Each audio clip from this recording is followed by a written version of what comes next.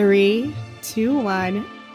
Hi, I'm Morgan DeBon, and welcome to the WorkSmart podcast. Every week, we'll be exploring a different lesson or idea related to the challenges faced by entrepreneurs and business people.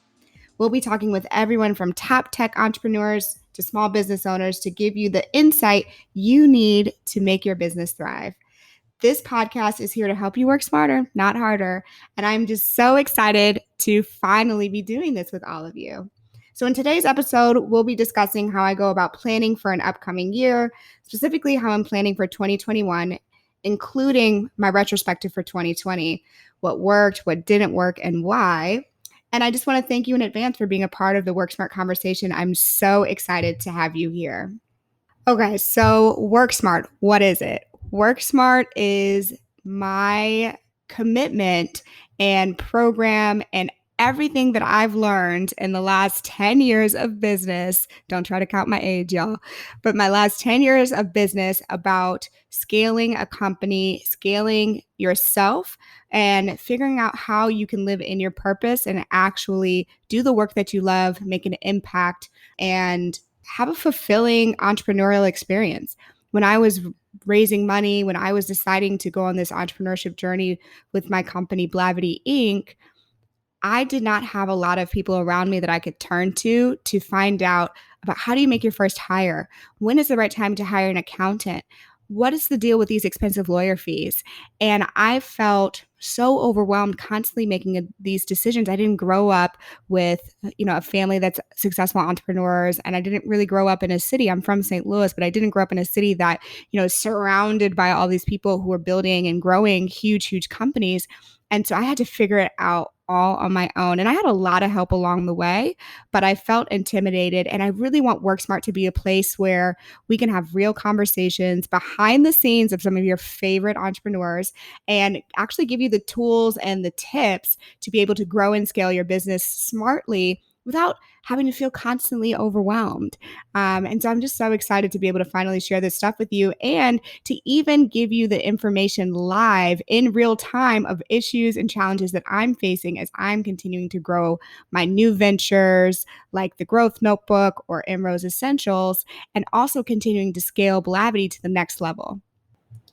So the audience can expect listening to this podcast so many different things. So every month we're going to follow the same rotation of content. I'm going to start off by giving you all a basic business principle and walk you through either with a deep dive with someone in my world. So like maybe one of my co-founders, my parents, one of my first investors, someone on our board, and walk through a real life moment in time in the last 10 years of business, what I was thinking, what they were thinking, the challenges that we had, the mistakes that we made, the things that we did well, and how we overcame certain obstacles. And that episode's going to be very deep, and I'll probably get really emotional in some of them because a lot of the stuff I've never shared. It's so difficult sometimes when you're building something to take the moment to reflect on where you've come when you still have so much more to do. I feel like I have so much more to do. So that'll be one episode a month. And then another episode, we're going to highlight and work with a live small business. So someone who is growing their company, they're probably in the same stage that a lot of you all are. Maybe they're thinking about hiring their first employee. Maybe they're thinking about when is it time to take their salary? Is it time to actually quit your job and go full time? And we'll walk through their experience, maybe doing some live coaching like I do in my WorkSmart advising program. And then the next type of episode will be some business boss that's in my network and really going behind the scenes on how they scaled their business, how they made their first $1 million, how they managed their teams and grew their teams or got investors. Those will be some of my awesome entrepreneurial friends like Melissa Butler from the Lit Bar or my friend Rodney Williams from Listener. The last episode of the month will be a live advising call with one of my advisors. So one of the really cool things about the WorkSmart program and just the WorkSmart methodology in general is that it's all about having your team of advisors with you. So we're going to have our rainmaker who's going to teach you all how to monetize and build profitable businesses. We're going to bring my accountant on here who's going to talk to us about maximizing our strategy on our finances. We're going to have my girl Jackie, who is an expert at hiring and recruiting and building out the best team around you. And so our advisors will come on in the last episode every month to answer questions from the audience and to talk about their experience. So I'm really excited to bring an entire kind of program to you live for free on this podcast and really give you that 360 advisorship and behind the scenes information that you all need to continue to grow and scale your business. So every time during this part of the year, I do a retrospective. This is something that I really advise every entrepreneur do anytime they hit a new milestone, and every quarter and also every year, where you look back and you say, well, how did we do? What were our goals? Did we hit them? How did we manage the obstacles, the new things and challenges that came our way? And what are we thinking about areas we need to improve moving forward? And this year, I don't have to tell you all this, but this year was tough. And Blavity and myself, we went through our own challenges just like everyone else. So I want to go through a little bit of a retrospective with you all to share with you how my year went as a business owner and some of the challenges that we had along the way, in hopes that this helps you, one, have some comfort that we all went through this, and also know that it's time to move forward. It's time to get ready to ramp back up. It's time to shift from a mindset of scarcity into abundance, to vision your future. You started this business for a reason. You have a beautiful, bountiful vision. It's time to go back. A little bit about me overall. I am the daughter of a epidemiologist and a doctor. And so my dad really early on in February was kind of like, hey, there's this thing going on. And I have some friends also who do business in China. And so they were also kind of like, hey, there's some stuff going on. And it wasn't on the news at all. It wasn't on the mainstream news at all. But one of the things that I've learned being the owner of a media company is that everything that's on the news isn't necessarily what's happening.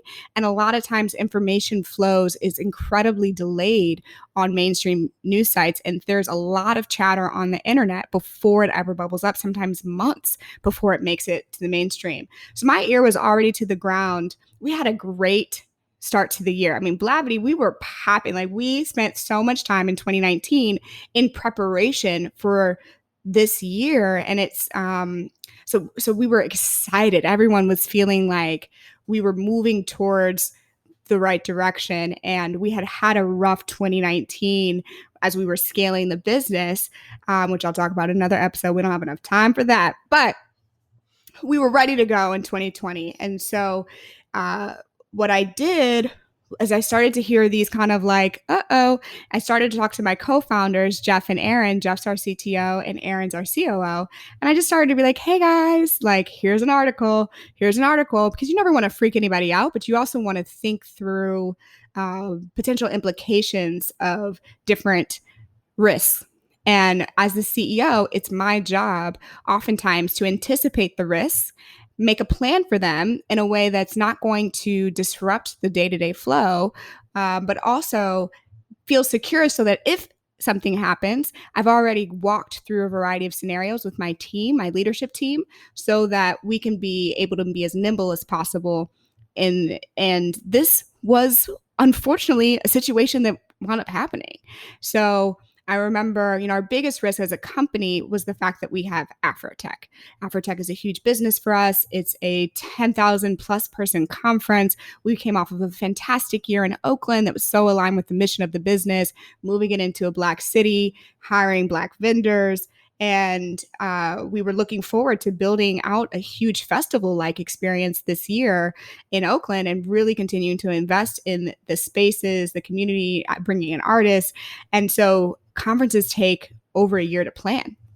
So we were basically like, we were permitting, we already had the hotels, we were booking things, right? So that was the next person I called. I called Ashley, who's head of corporate affairs.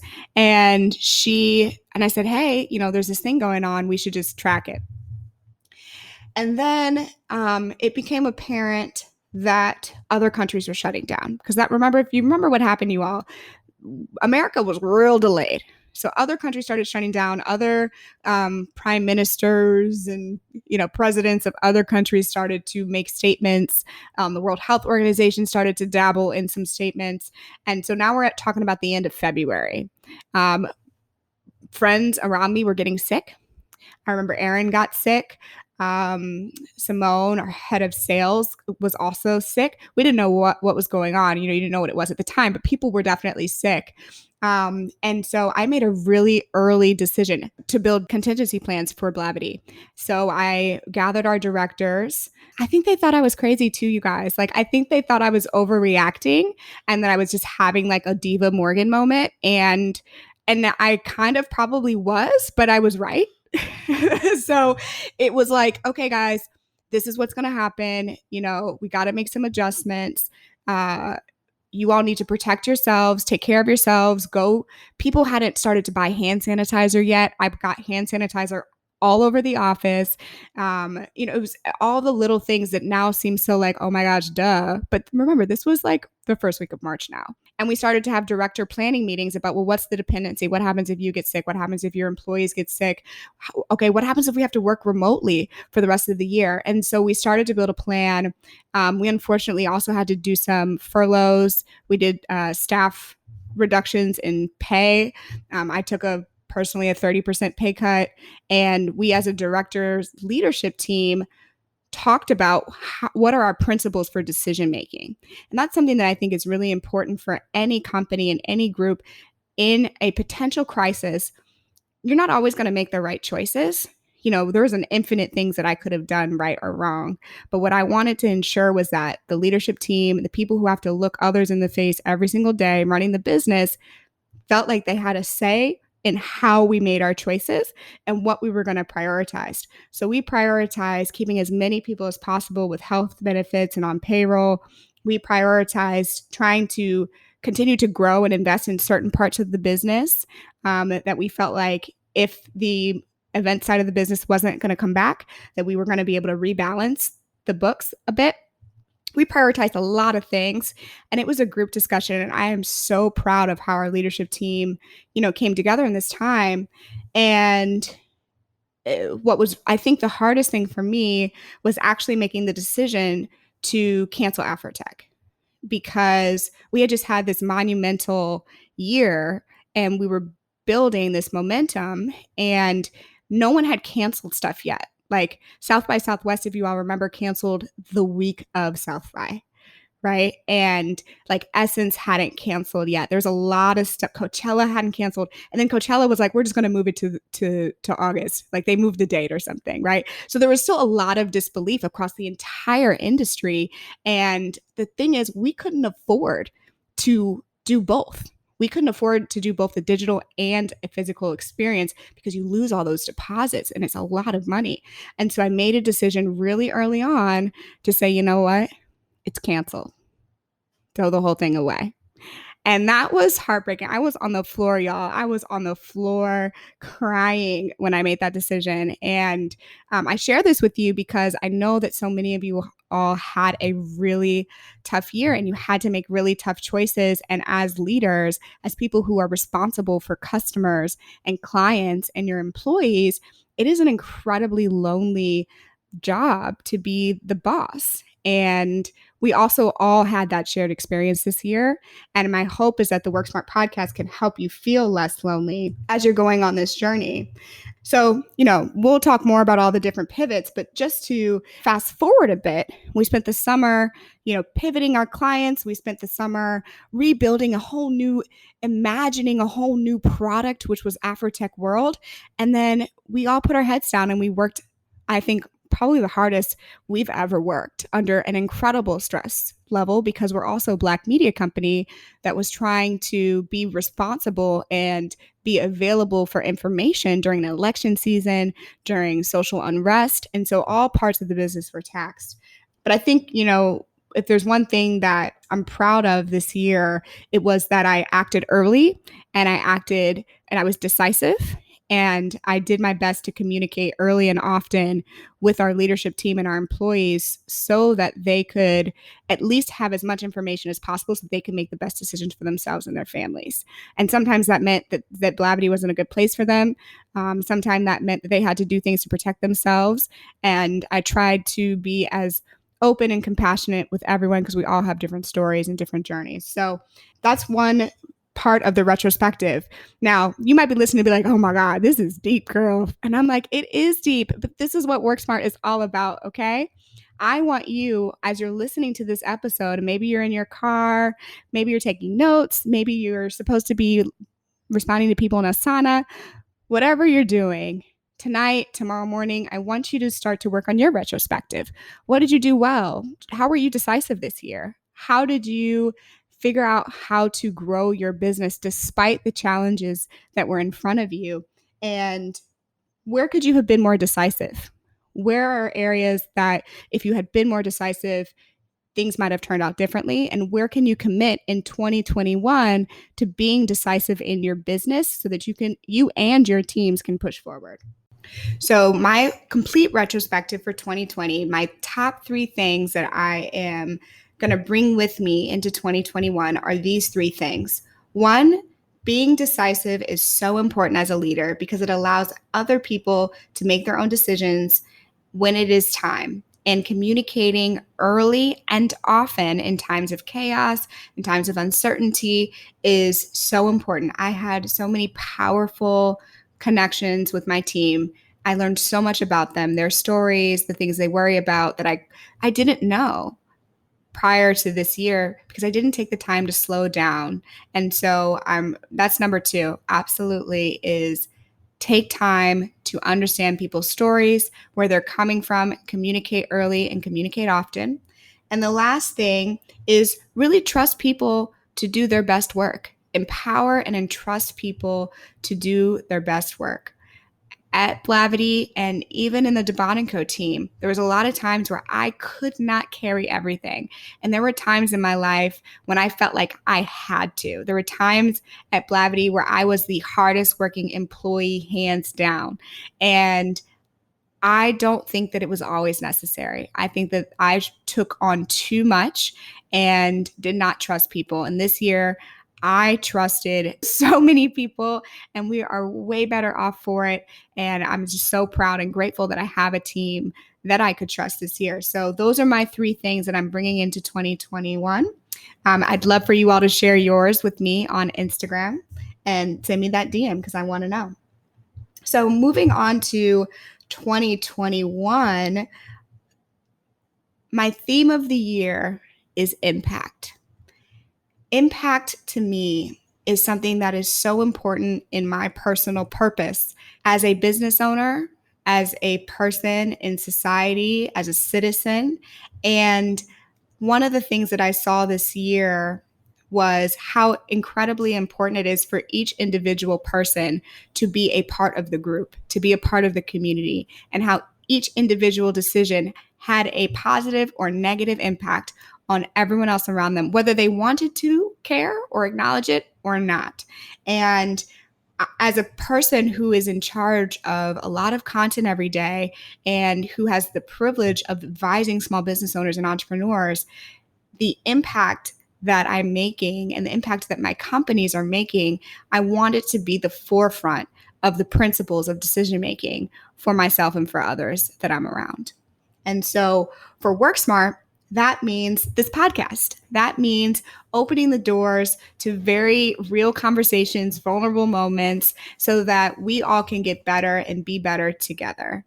And that also means for my advising program, scaling the advising program, helping more entrepreneurs, really helping people reach that $1 million in revenue mark, and coaching and advising them on how to get there. Because one of the statistics that we know is that the majority of Black businesses are only one employee, and that's the owner.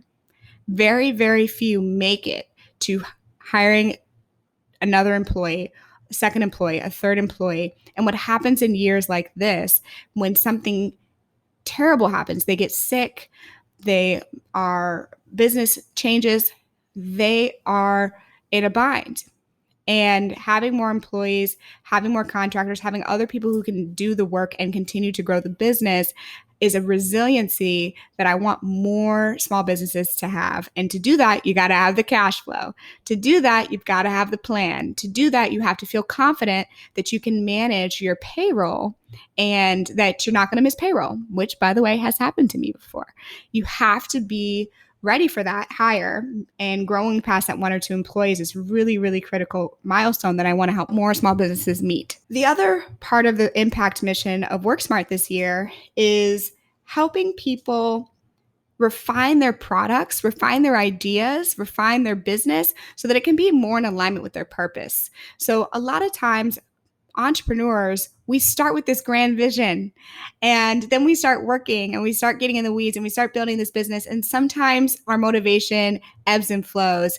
And then you find yourself and you wake up one day and you're just like, I don't even like this anymore. I don't even like what I'm doing.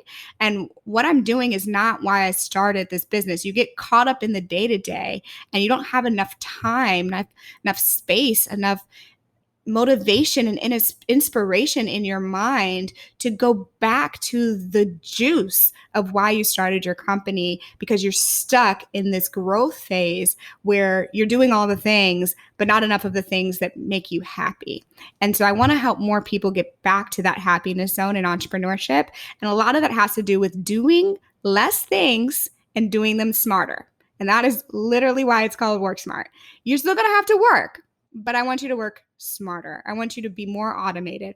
I want you to delegate more effectively. I want you to price yourself better. I want you to have a business model that isn't dependent on you just putting more hours in. I want you to have a scalable business model. There's so many things that can help you work smarter in your business, and I want to see you get there. Now for Blavity Inc. Impact means helping us as a company really grow to be an institution of Black media and excellence for our community. That means growing our businesses. That means scaling out our leadership team and hiring executives who have a lot of experience, more experience than me. I'm trying to hire myself out of a day job and make sure that we have other people who have 10 to 15 years operating experience, really growing different parts of the business so that we can be and continue to be a sustainable, reliable, trusted media source for our community.